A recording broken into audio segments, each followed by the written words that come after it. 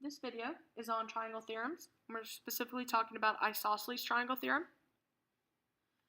Isosceles triangles, the definition of an isosceles triangle is that you have to have at least two congruent sides in the triangle to be considered isosceles. So to make this isosceles triangle, we have to have two sides be congruent. For congruency, we use the tick marks to show congruent sides. So we're going to have two congruent sides. Of the triangle, so the isosceles triangle parts, the two congruent sides are called the leg. So we have a leg and we have another leg. Now this is not to be confused with Pythagorean theorem and having a hypotenuse, because we will not have necessarily a right angle in here. It is possible to have an isosceles right triangle, but we don't know right now if this is an isosceles right triangle. We're just going to use two legs because those are the legs of the triangle. The third side of an isosceles triangle will be called your base. This is the base of an isosceles triangle. Now, in an isosceles triangle, we have the isosceles triangle theorem. I'm going to come back to here when we talk about the rest of this. If two sides are congruent, then the angles opposite those sides are congruent. This holds true in any single triangle. So if we have two sides are congruent, the angles opposite those sides are also congruent. That means that I can state that since this leg has a tick mark, the angle opposite that leg should have an arc for congruency. Since I have one tick mark on this leg, the angle opposite that leg will also have one arc showing congruency. So I actually have two angles are congruent. Now, since I have the angles marked now, I can name these angles. These are called our base angles. Base angles of an isosceles triangle should be congruent.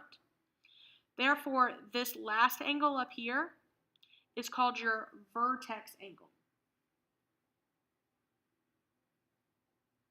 It's called your vertex angle.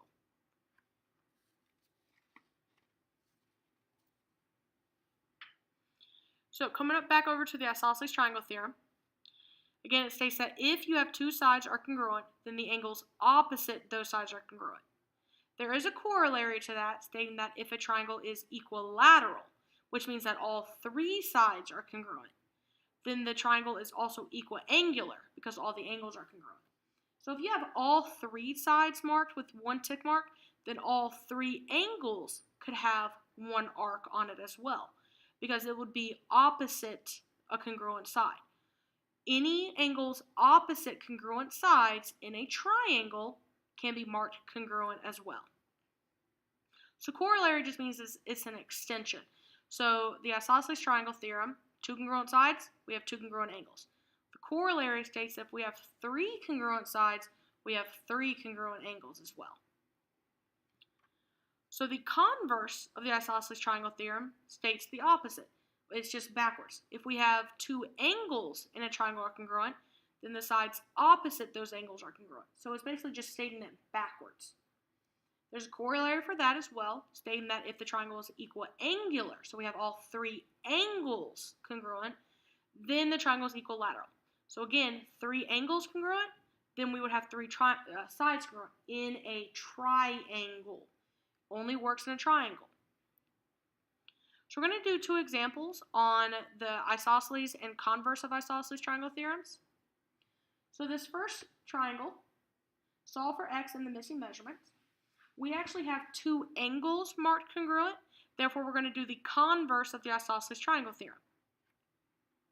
So again, we're talking about the isosceles triangle theorem and the converse of isosceles triangle theorem.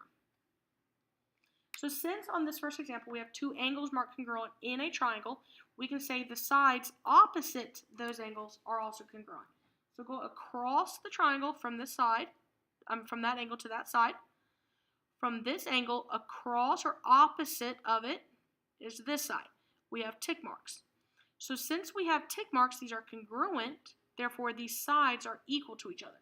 So we can say that 4x plus 2 is equal to 5x minus 2. Because these are congruent, the side lengths are the same. They're equal to each other.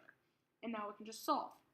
So if we subtract the 4x, we'll have 2 equals x minus 2. And then we'll add 2 to the other side. So we'll end up with x equal to 4. So we solve for x, now find the missing measurements. 4 times 4, 16, plus 2 is 18. This is 18 units. Because we don't actually know the actual unit, so we put the word units. Now, 5 times 4 is 20, minus 2 is 18, so this is also 18 units. Therefore, these are congruent, so we did this correctly. On example 2, it states to solve for segment RS. So we actually want to know the distance, the length of RS. But if you notice, there's letters in here, so we have to find Z first and then plug it back in. So we have two angles marked congruent in a triangle. So again, we're doing the converse of isosceles triangle theorem. Therefore, we can, even though there's Z on all of them, that's fine, we can use the opposite of the congruent angles and mark those sides congruent. So we have congruent angle here, go opposite and mark those sides congruent. So we have tick marks on these two sides, therefore they're congruent, therefore the lengths are equal to each other. So we can say 5z minus 8 is equal to 4z minus 2. If we solve, we're going to subtract the 4z. We'll have z minus 8 equals negative 2. Then we'll add 8 to the other side. We'll have z equals to 6. Now, that's not the final answer because we actually have to finish it. It says solve for segment RS. And if you just solve for z, you're not doing all the problem. So always look back at the question. It says solve for segment RS. So we want to find RS. We want to find that length by plugging in our z value of 6.